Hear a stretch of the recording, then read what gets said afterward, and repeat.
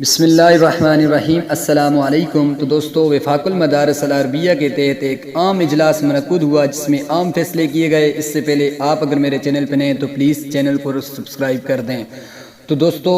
ناظم وفاق المدارس صوبہ خیبر پختونخوا حضرت مولانا حسین احمد صاحب کی قیادت میں اتحادتنظیمات مدارس پاکستان صوبہ خیبر پختونخوا کا ایک عام اجلاس حکومت کی طرف سے جاری شدہ مدارس بندش کی حالیہ نوٹیفیکیشن پر چیف سیکرٹری خیبر پختونخوا کے ساتھ منعقد ہوا۔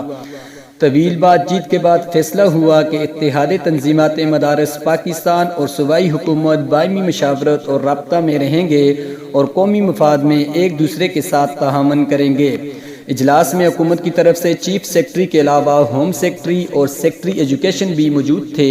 جبکہ اتحاد تنظیمات مدارس کے وفد میں حضرت مولانا حسین احمد، حضرت مولانا ڈاکٹر عطاء الرحمان، ناظم اعلیٰ رابطۃ المدارس الاسلامیہ پاکستان، اور مولانا رفیع اللہ قاسمی صاحب معتمم جامعہ فاروقیہ حیات آباد، اور مولانا قاری احسان الحق صاحب شیخ الحدیث دارالعلوم سرحد، اور مولانا عمر بن عبدالعزیز صوبائی مسئول وفاق المدارس السلفیہ پاکستان،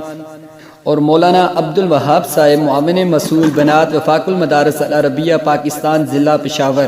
اور مفتی واجد صاحب کوآرڈینیٹر پشاور تنظیمات المدارس اہل سنت پاکستان، اور مولانا محمد طیب قریشی خطیب مسجد محبت خان بھی موجود تھے، اور اس کے علاوہ دیگر علماء کرام بھی وہاں پر موجود تھے، جس میں یہ عام فیصلے کیے گئے کہ جو حکومت کی طرف سے گزشتہ دنوں میں نوٹیفیکیشن جاری ہوا تھا کہ مدارس کو بند کر دیا جائے، اور اس نوٹیفیکیشن پر عمل درآمد کیسے کیا جائے، اور جبکہ وفاق المدارس العربیہ کی طرف سے یہ کہنا تھا کہ ہم SOPs کے تحت چل رہے ہیں اور ہم مدارس کو بند نہیں کر سکتے، ہمارے مدارس میں دور دراز ممالک سے بھی طلبہ کرام پڑھنے کے لیے آئے ہوئے ہیں۔ تو دوستو،